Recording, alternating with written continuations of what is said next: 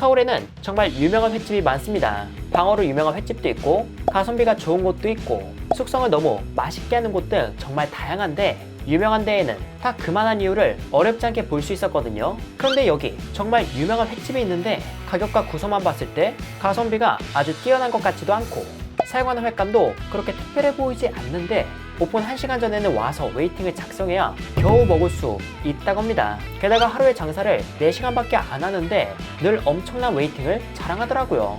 이 횟집 도대체 어떤 매력이 있는 걸까요? 그래서 회사랑이 직접 찾아가 보았습니다. 저도 이곳의 웨이팅 상황이 어느 정도일지 몰라서 오픈 약 1시간 30분 전에 갔는데 그때 가면 어떤지 전해드리도록 할게요. 평일에 미친 웨이팅을 자랑하는 의문의 횟집 리뷰. 그 자세한 이야기는 영상을 통해 보시죠.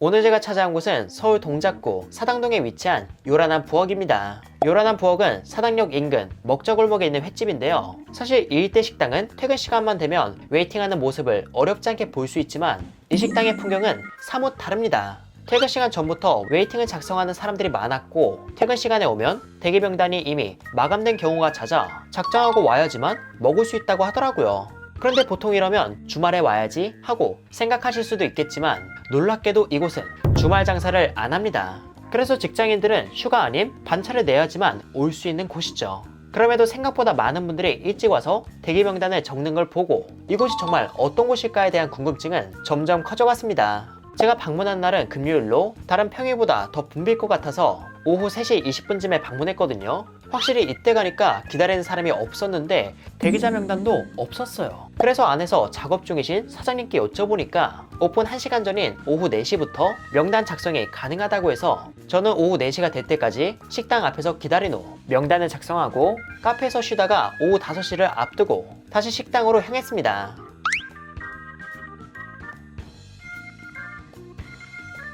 그렇게 오픈 직전에 도착한 식당은 다음과 같이 기다리는 사람들로 가득한 상태였어요. 이곳이 테이블링과 같은 예약 서비스를 따로 사용하는 게 아니라 앞에서 대기하면 대기 순서대로 부르는 식이라서 다음과 같이 식당 앞에 많은 사람들이 있는 게 아닐까 싶었습니다. 이날 저는 첫 번째로 와서 당당하게 1등으로 들어가 원하는 자리에 앉았고, 그렇게 자리에 앉아 주문을 하려고 하는데 메뉴판이 식당 한쪽에만 있어서 제 자리에선 잘 안 보이더라고요. 자리마다 따로 메뉴판이 있다면 더 좋을 것 같다는 아쉬움이 살짝 남기도 했습니다. 그래서 저는 메뉴가 잘 보이는 곳에 가서 어떤 음식이 있나 살펴봤는데요. 이곳에는 삼색사심이라는 모듬회 메뉴가 있었는데, 이날 모듬회에 들어가는 횟감으로는 주로 양식으로 유통되는 광어, 참돔, 연어, 점성어가 있어 횟감의 종류만 보았을 땐 그렇게 특별해 보이진 않았습니다. 그리고 회 가격대도 낮은 편은 아니었고요. 포함된 횟감과 가격을 봤을 땐 거의 3인분에 가까운 양이 제공되지 않을까 싶었습니다. 그 외의 메뉴로는 생선구이, 수제 훈제연어, 홍합요리, 오코노미 야끼 등이 있었어요. 그 중에서 훈제연어와 홍합요리가 나름 이곳만의 특별 메뉴이지 않을까 싶었습니다. 그렇게 메뉴를 본 저는 이곳의 대표 메뉴인 삼색사시미 중 광도연이라고 불리는 광어, 참돔, 연어가 포함된 구성을 주문했어요. 주문을 마치고 나니 기본 상차림이 나왔는데 첫 번째로 나온 건 나가사키 짬뽕 국물이었습니다. 맵지 않고 적당히 간간하며 뽀얀 국물만큼 풍성한 맛에 숙주까지 안에 들어가 있어 회가 나오기 전 이거에 술 한잔해도 괜찮을 것 같은 맛이었죠. 그리고 바로 이어서 회와 함께 먹을 깻잎과 쌈장, 마늘, 와사비, 날치알이 제공되었고 얼마 지나지 않아 제가 주문한 회도 나왔습니다. 지금 이게 삼색사심이에요. 앞서 말했듯 광도연이라는 메뉴를 골라 가격은 67,000원인데 그 가격에 맞게 그 양도 상당해 보입니다. 과연 그 맛은 어떨지 바로 먹어볼게요. 그래서 제가 첫 번째로 먹을 건 광어. 광어는 일반 부위와 지느러미살이 있는데 둘 다 먹어보았습니다.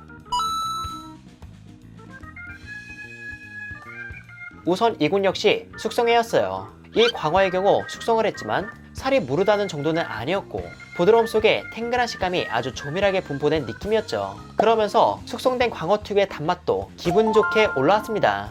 그리고 바로 이어서 먹은 광어 지느러미 역시 그 맛은 좋았어요. 기름지고 씹으면 뿜어져 나오는 육즙과 고소한 지방이 참 매력적이었습니다. 그런데 여기 자세히 보면 일반 살코기 부위와 지느러미를 함께 썰어준 걸 확인할 수 있었는데요. 이렇게 썰면 지느러미의 기름짐도 느껴지고 숙성 광어의 단맛도 많이 느낄 수 있어 광어 지느러미가 너무 느끼하다고 생각하셨던 분들도 이곳의 지느러미는 맛있게 드실 거라고 보았습니다.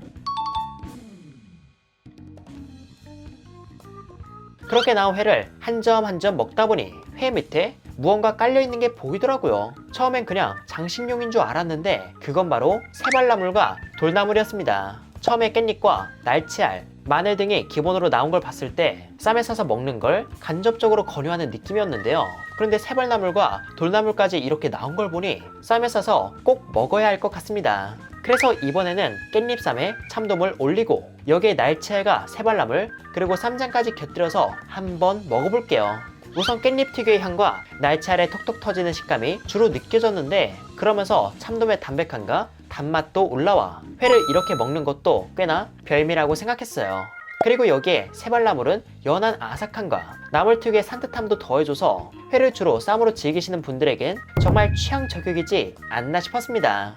그렇게 참돔까지 먹고 나서 이제 연어를 먹어보려고 하는데 갑자기 사장님이 오셔서 어떤 회가 맛있었는지 의견을 묻고 그리고 저희가 주문한 삼색 사시미에 포함되어 있지 않은 점성어를 맛보지 않겠냐고 권유하시더라고요. 그래서 저는 부탁드린다고 하고 다른 테이블도 저희처럼 주시는지 확인해봤는데 다른 곳도 마찬가지로 묻고 마음에 들어하는 횟감을 서비스로 내어주시는 걸 볼 수 있었습니다. 그리고 또 회를 먹다 보니 연어 서덜 구이도 서비스로 내어주시며 살갑게 얘기를 건네시더라고요. 이곳의 회가 숙성 상태도 좋고 맛도 좋았지만 그것만으로 이런 인기와 웨이팅을 이어가긴 어렵다고 생각했는데 직원분과 사장님이 심하게 친절하시고 작게 서비스를 내어주시며 소통한다는 점에서 사람들이 왜 이곳을 계속해서 찾는지 알 수 있었습니다.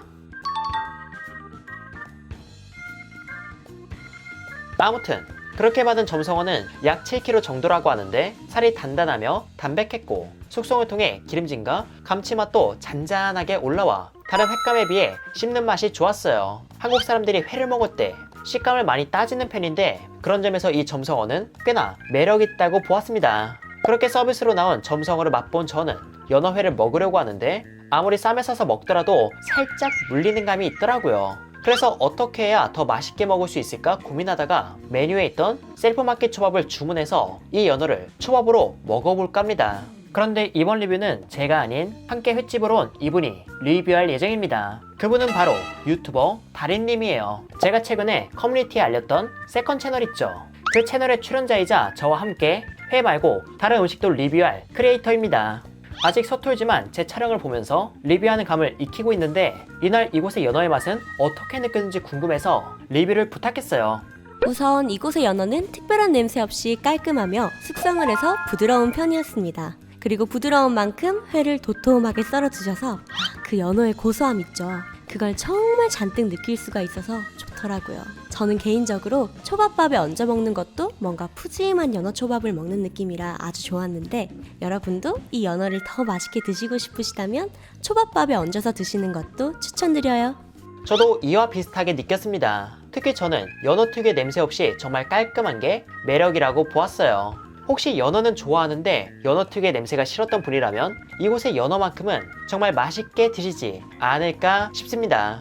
그렇게 회를 어느 정도 먹은 저희는 어떤 걸 먹을까 고민이었는데 아까 메뉴에서 봤던 홍합 요리 있죠. 그 홍합 요리가 이곳의 인기 메뉴라고 하더라고요. 이 홍합 요리는 맛이 3가지 정도가 있었는데 이 매콤한 토마토 홍합을 주문하는 게 제일 알차게 즐기는 거라고 하셔서 추천대로 매콤한 토마토 홍합을 주문했습니다. 가격은 23,000원이며 큰 접시에 잔뜩 담겨져 나와 토마토 홍합이 어떤 요리인지 처음 해봤을 땐 감이 잡히질 않았어요. 그래서 홍합 껍질을 다 발라내고 나서 보니까 홍합을 넣은 토마토 스프 같은 비주얼이었습니다. 한국인들에게 익숙한 음식은 아니지만 그 맛이 어떨지 바로 먹어볼게요.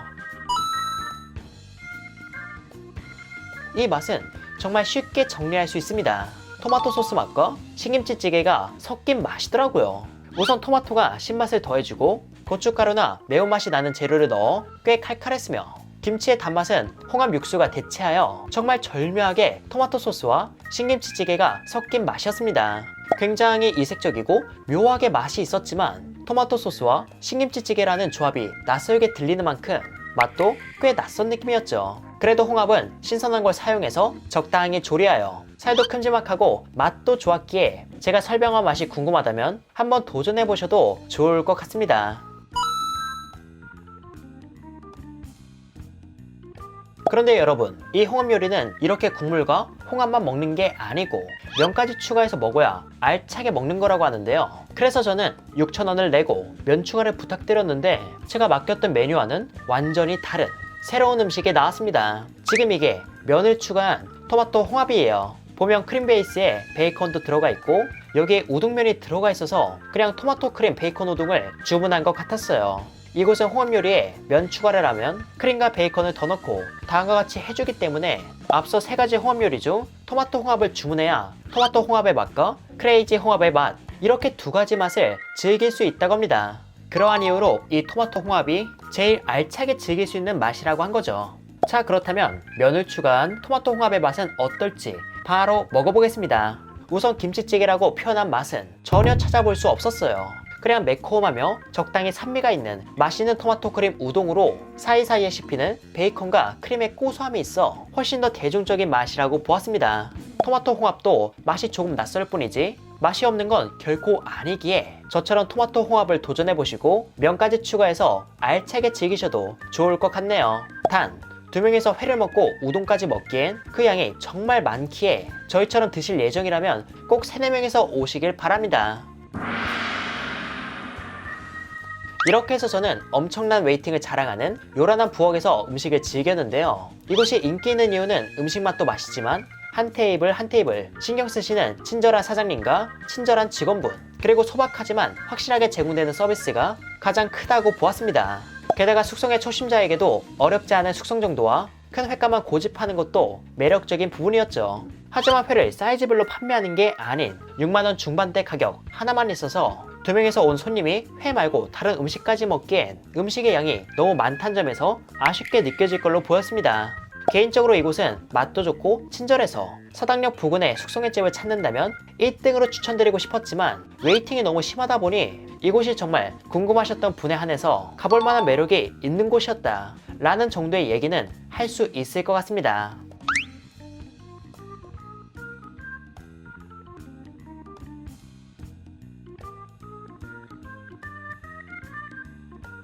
이렇게 해서 회사랑은 이만 인사드리도록 하겠습니다. 그럼 여러분들 안녕.